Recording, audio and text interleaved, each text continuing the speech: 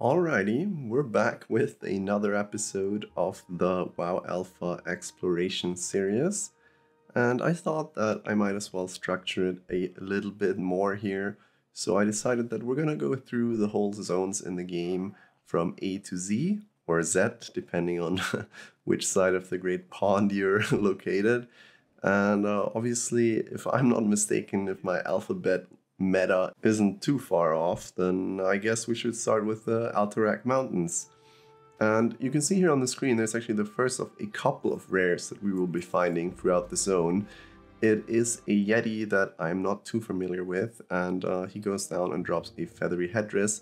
This is, of course, the Globe of Dalaran that you see here on the screen. And what we, see right away is that not too much has changed about the zone as a whole so far from the alpha to the actual release version of the game. We see Anselm Runeweaver, a guy that is necessary for a couple of quests. There is a guy that's being strung up here on the gallows, which I'm not sure if that dude is in the game actually. I do believe that Blizzard went through and cleaned up a lot of the hanging corpses and other stuff. For example, as we saw in the basement of Undercity of the Royal Apothecary Society, there was a lot of assets that I think have been removed to make the game more a teenager friendly and, score a lower rating. So that is something to keep in mind. Whenever there's something a little bit dark and grimy that we're seeing in this version, there is a good chance that it didn't make it into the actual release version. Such as, obviously, I am repeating myself, but the Karazhan crypts are such an example also. And we can see here there is really nothing that has changed about the Dalaran area. So we can only assume that it has been completed fairly early in development, as probably the whole zone. Interestingly enough, even though there is no Scarlet Monastery in this version that is enterable, Grandpa Vicious and Nancy Vicious are in the game. So these are obviously the guys that you get to take out courtesy of the undead in Scarlet Monastery Graveyard, the guy that's being tortured and wants revenge. We're just taking a brief look here at the Syndicate Enforcer model and now checking out the room or the house even of Eldon Pernold. And you can see there are a bunch of mobs that I have to sort of dispatch with console commands, because that is actually the only way for me to kill them efficiently. As even though this character is level 100, they still seem to have a high chance of hitting me actually. Not as you would expect from the, shipped 1.12 version. Nagas here, I think he is for a quest, but he doesn't drop anything. Interestingly enough, the chest, however, that is here is lootable, and it contains the ensorcelled parchment, which leads you to South Shore and to Roarmaster Dips, as well as most of the other quests of that nature. There are a fair few strewn around the Alterac Mountains, the other ones being on the hills overlooking Terran's Mill, are in the game already, as is Eliza, as you can see here. It's been rumored that she might be Taratha, Thrall's wife, but that's obviously disproven at this point. But she does have Taratha's pendant, and you are supposed to get it as a result of a quest starting in Hillsbrad. The ruins of Strandbred are in the game. A little bit of a lore fun fact: this is where the first human mission of Warcraft 3 Reign of Chaos takes place. It is in Strandbred that Uther and Arthas set out on their quest to rid Lordaeron of the invading orc hordes. And the internment camps around Dalaran that we saw in the beginning of this video are actually a result of that, if you will, of the Second War. Now we're seeing here actually the ogre encampments outside of Alterac City, of the castle area, and there is a named rare ogre mob here in the back that you can see me take out, and he drops black ogre kickers, and he also drops, I think, a very, very slow mace with a speed of 4 in the 1.12 version. And this rare mob is actually part of a pattern that we will see emerging throughout this zone. There are a lot of rare mobs that apparently drop items that are unique to them, and I find it just very, very interesting that, this has been thought of so early in development, because it's something that they didn't really pull through entirely. There are a lot of rare mobs in the 1.12 version that just drop random BOEs that are mainly not blues also. So to see that the ones that do drop blues and stuff are of an older variety, which maybe would have put more emphasis on rare mobs, as would be the case in 1.12, where honestly, most of the time I'm just getting random BOE greens, is quite interesting and maybe something to note.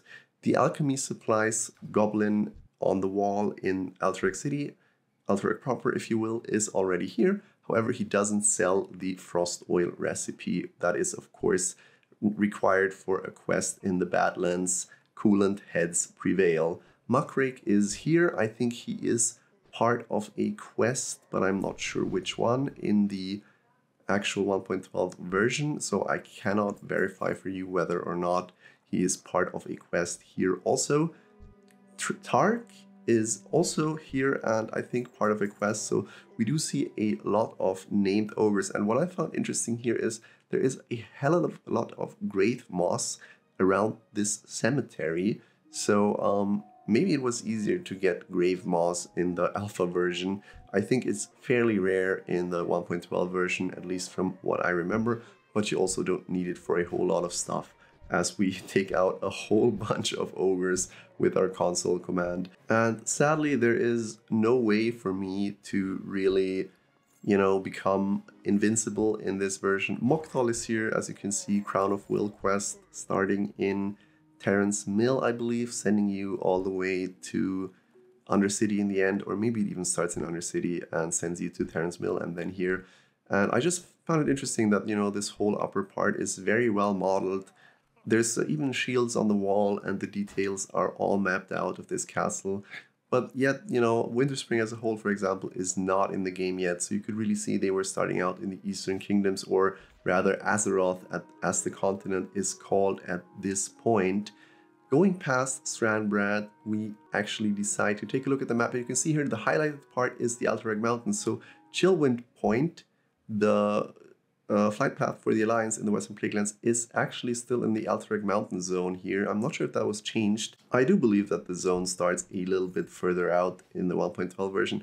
What we just killed here was one of the rare mobs that are found around Alterac Mountains. So another rare mob, and you can really kind of get an idea that there are a bunch of rares in Alterac Mountains, even though the zone itself, doesn't hold too many quests. But I just find it really interesting that they had so many rare mobs placed out there, This is Chillwind Peak, by the way, as you can see here, or Chillwind Point.